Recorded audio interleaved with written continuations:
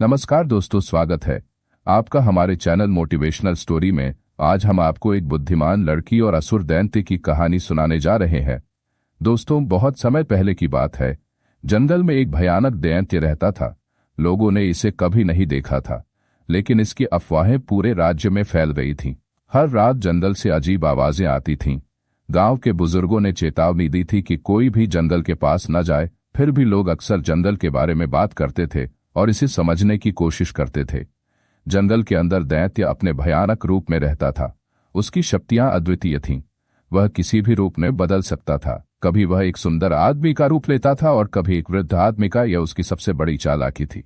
असुर दैत्य जंगल से निकलकर राज्य के अलग अलग गांवों में जाता था और वहां से वह खूबसूरत लड़कियों को बहकाता और उनसे शादी करता और अपने साथ लाता।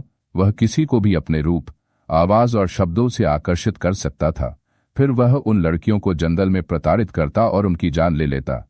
लेकिन उसकी चालाकी ऐसी थी कि हर बार वह नए रूप में आता और किसी न किसी को अपने जाल में फंसाता।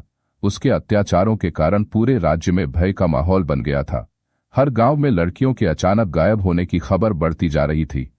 लाचार होकर लोगों ने राजा चंद्रभान से गुहार लगाई, लेकिन असुर दैत्य इतना चालाक था कि किसी को भी उसके बारे में किसी को भी ठोस जानकारी नहीं थी। जब भी राजा चंद्रभान के सैनिक जंगल की ओर जाते तो उन्हें वहां कुछ भी असामान्य नहीं मिलता था। एक बार गांव के लोगों ने फिर जंगल से अपनी सुरक्षा की योजना बनाई, लेकिन यह योजना बनाते समय भी उनके चेहरे पर डर और उलझन साफ दिखाई दे रही थी। हर कोई चाहता था कि कोई चमत्कार हो और उन्हें इस असुर दैत्य से छुटकारा मिल जाए। एक दिन असुर दैत्य ने अपने अगले शिकार के लिए एक नई योजना बनाई। उसने एक सुंदर और आकर्षक व्यक्ति को ढूंढा। उसने एक युवक का रूप धारण किया और वह बहुत ही सुंदर और अनोखा लग रहा था। उन्होंने अपने व्यक्तित्व से लोगों का ध्यान तुरंत अपनी ओर आकर्षित कर लिया। गांव के लोग, जो आमतौर पर किसी अजनबी पर भरोसा नहीं करते थे, जल्द ही उसके प्रति आकर्षित हो गए। लड़के पर भरोसा तो होने लगा, पर कोई नहीं जानता था कि उनके बीच खड़ा यह युवक दरअसल गांव में घूमने वाला वही भयानक दैत्य है। असुर दैत्य ने एक बेहद खूबसूरत लड़की को देखा। वह लड़की पूरे गांव में अपनी खूबसूरती और विनम्रता के लिए जानी जाती थी। उसका नाम कोमल था। कोमल की मासूमियत और निडर स्वभाव ने असुर दैत्य को तुरंत आकर्षित कर लिया। दैत्य ने सोचा कि कोमल को अपने जाल में फंसाना सबसे बड़ी उपलब्धि होगी। उसने धीरे धीरे कोमल से बात करना शुरू किया। उसकी बातें और रूप रंग ने कोमल को भी प्रभावित किया। कोमल नहीं जानती थी कि उसके सामने वाला व्यक्ति एक असुर दैत्य है। असुर दैत्य ने पहली बार कोमल से बात करना शुरू किया। उसने कहा, मैं इस गांव में पहली बार आया हूं। यह जगह बहुत खूबसूरत है, पर तुम्हारी खूबसूरत है के सामने यह कुछ भी नहीं है। कोमल को राक्षस की बातें थोड़ी अजीब लगी, पर उसकी मीठी आवाज और आत्मविश्वास ने उसे सहज कर दिया। अपनी बातों से लोगों को अपनी ओर आकर्षित करना शुरू किया और असुर दैत्य ने शिष्टाचार का जादू चलाया और अपनी योजना के मुताबिक कोमल पर प्यार का जाल बिछाना शुरू कर दिया। उसने कोमल से कहा कि वो एक अमीर व्यापारी का बेटा है जो अपने कौम पिता का कारोबार संभालने के लिए गांव-गांव घूमता है। कोमल के लिए उसकी कहानियां ये सब नया और रोमांचक था। कोमल को उसकी बातों में ईमानदारी और सच्चाई नजर आई। धीरे धीरे वो उस पर भरोसा करने लगी। असुर दैत्य ने कोमल के दिल में अपने लिए जगह बना ली और उसकी मासूमियत का फायदा उठाकर उससे मुलाकातों की संख्या बढ़ा दी। जिसने पहले कभी प्यार का अनुभव नहीं किया था, इस नए रिश्ते को लेकर उत्साहित थी, लेकिन वो नहीं जानती थी कि ये युवक कोई और नहीं बल्कि वही असुर दैत्य है जो गांव की लड़कियों का अपहरण करता है। कुछ हफ्ते बाद असुर दैत्य कोमल को अपने साथ जंगल में ले गया। कोमल, जो अब असुर दैत्य के प्यार के प्रभाव में थी, उसकी बातों में आ गई और बिना किसी हिचकिचाहट के, बिना संदेह के साथ गांव में उसने फैसला किया। लोग दोनों को करीब आते देख रहे थे। वे कोमल के फैसले से अनजान थे। वे इस रिश्ते से खुश थे और सोचते थे कि यह युवक कोमल के जीवन में खुशियां और उल्लास लाएगा। एक दिन असुर दैत्य ने कोमल को बहला फुसलाकर एक सुंदर जगह ले जाने का वादा किया और वह कोमल को जंगल के अंदर एक खास जगह पर ले गया। जैसे ही वह जंगल में पहुंचा, उसने कोमल को जंगल में एक खास जगह पर ले गया। जंगल में पहुंचकर कोमल को एहसास हुआ कि यह जगह वैसी नहीं थी जैसी उसने कल्पना की थी। चारों तरफ घना अंधेरा और अजीब अजीब आवाजें उसे डराने लगीं। उसने पूछा कि यह जगह इतनी डरावनी क्यों है, हम यहाँ क्यों आए? दैत्य बोला, यह सिर्फ दिखाई दे रहा है, आगे चलकर बहुत सुंदर है। कोमल, जो अभी भी उसकी बातों पर भरोसा कर रही थी, उसके साथ आगे बढ़ती रही। जंगल के अंदर एक सुनसान जगह पर असुर दैत्य ने उसे रोक लिया। वहां उसने अपने असली रूप में आने का फैसला किया। कोमल उस जगह पर रुकी और इधर उधर देखा तो उसे वहां टूटी हुई चूड़ियां और पुराने कपड़े बिखरे मिले। ये देखकर उसकी आंखों में डर भर गया। वह डर गई और दैत्य से पूछा कि ये क्या चीजें हैं और यहाँ कैसे आई। अब असुर दैत्य ने अपना असली रूप दिखाना शुरू कर दिया। उसका चेहरा बदलने लगा, उसकी आवाज डरावनी हो गई और उसके शरीर से अजीब सी ऊर्जा निकलने लगी। कोमल की आंखों के सामने वह एक खूबसूरत युवक से भयानक असुर दैत्य में बदल गया। कोमल के होश उड़ गए। वह चिल्लाई और बोली, तुम कौन हो? कोमल के यह कहते ही उसका दिल तेजी से धड़कने लगा। उसकी आंखों में डर और चेहरे पर घबराहट साफ नजर आ रही थी, लेकिन वह समझ गई थी कि डरकर वह अपनी जान नहीं बचा सकती। उसने तुरंत अपने चारों तरफ देखा और राक्षस से कुछ दूरी पर खड़ी एक लकड़ी उठा ली। जैसे ही असुर दैत्य ने कोमल की ओर बढ़ने की कोशिश की, कोमल ने पूरी ताकत से लकड़ी फेंकी और असुर दैत्य जमीन पर गिर पड़ा और वह उसको चकमा देकर भागने लगी। जंगल के रास्ते बहुत संकरे और अंधेरे थे, लेकिन कोमल ने हिम्मत नहीं हारी। उसके पैर जख्मी हो गए और कपड़े फट गए, लेकिन वह भागती रही। असुर दैत्य गुस्से में था। उसकी तेज गति और डरावनी आवाजें कोमल की हिम्मत तोड़ने की कोशिश कर रही थीं, लेकिन कोमल ने मन में तय कर लिया था कि वह अपनी जान बचाकर ही दम लेगी। कई घंटों तक भागने के बाद आखिरकार कोमल किसी तरह जंगल से बाहर निकली। वह बाहर आई और सीधे राजा चंद्रभान के दरबार में पहुंची।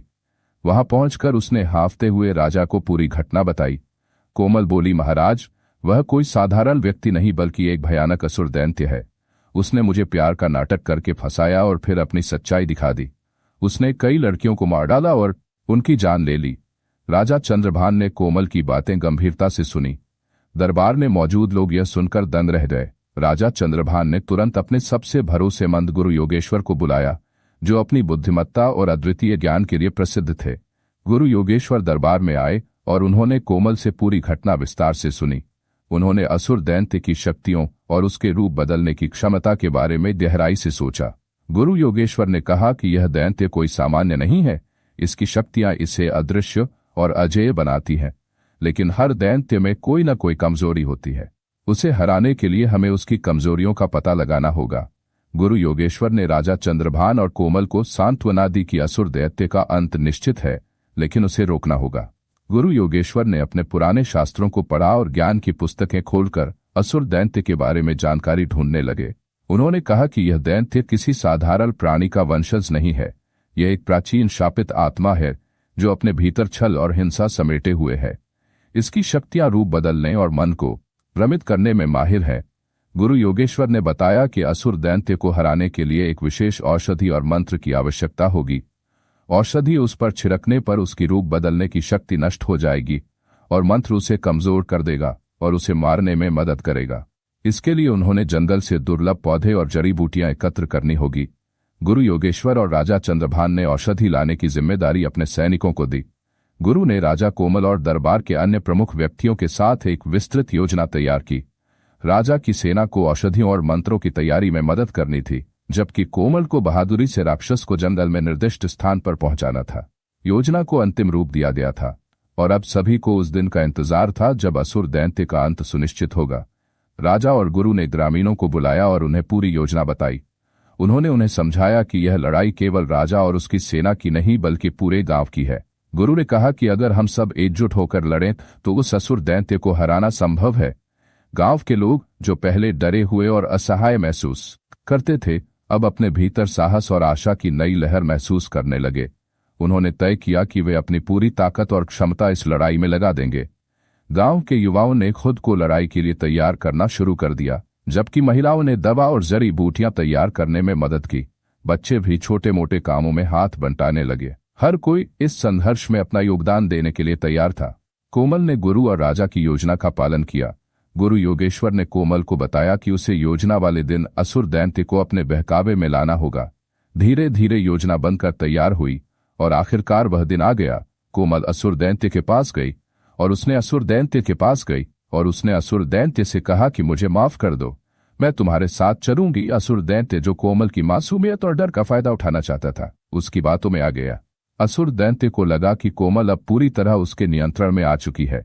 दैत्य ने खुशी खुशी कोमल को अपने साथ चलने के लिए कहा, लेकिन इस बार कोमल ने उसे जंगल में एक खुले मैदान की ओर ले जाने की योजना बनाई, जहां पहले राजा चंद्रभान और उसकी सेना छिपी हुई थी।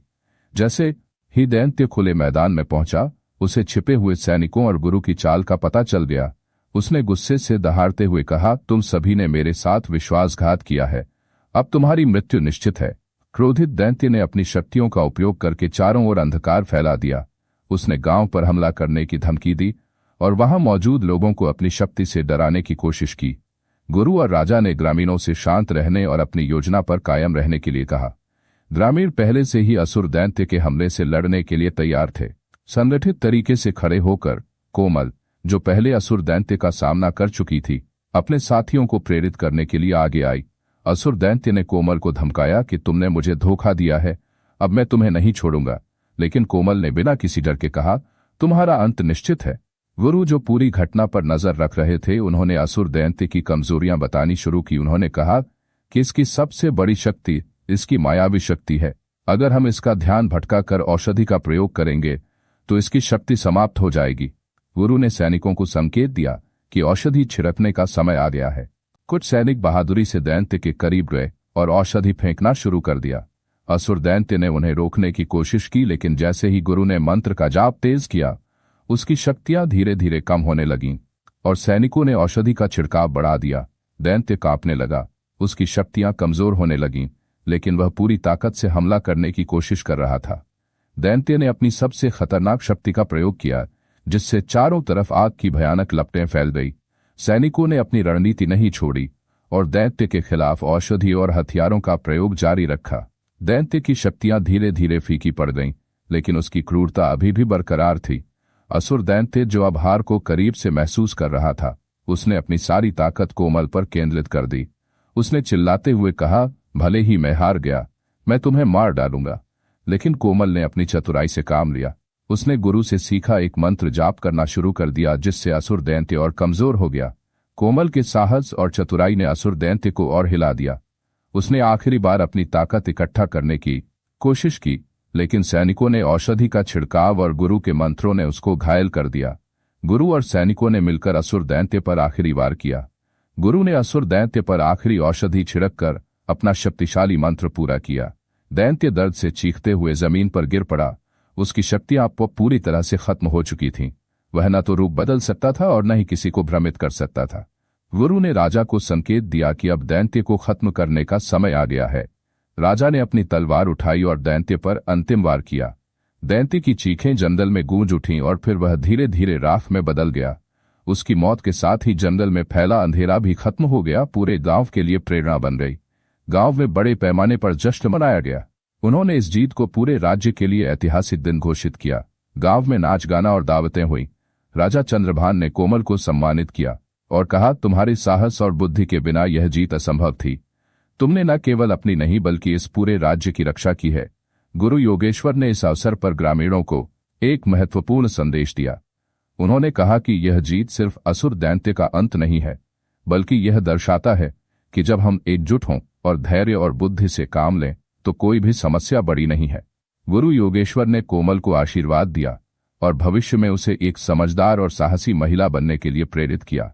राजा चंद्रभान ने गांव में और जंगल में दैत्यों जैसे खतरों से निपटने के लिए सुरक्षा व्यवस्था की। इस घटना ने न केवल पूरे राज्य को मजबूत किया, बल्कि यह भी सिखाया कि बुराई चाहे कितनी भी बड़ी क्यों न हो, सच्चाई और साहस के सामने टिक नहीं सकती। तो दोस्तों, आज की कहानी यहीं खत्म होती है। कल फिर मिलते हैं एक नई कहानी के साथ। आपको हमारी कहानी कैसी लगी कमेंट बॉक्स में जाकर जरूर बताएं। वीडियो अच्छी लगी हो तो लाइक और शेयर जरूर करें। चैनल पर पहली बार आए हैं तो सब्सक्राइब करना ना भूलें। धन्यवाद।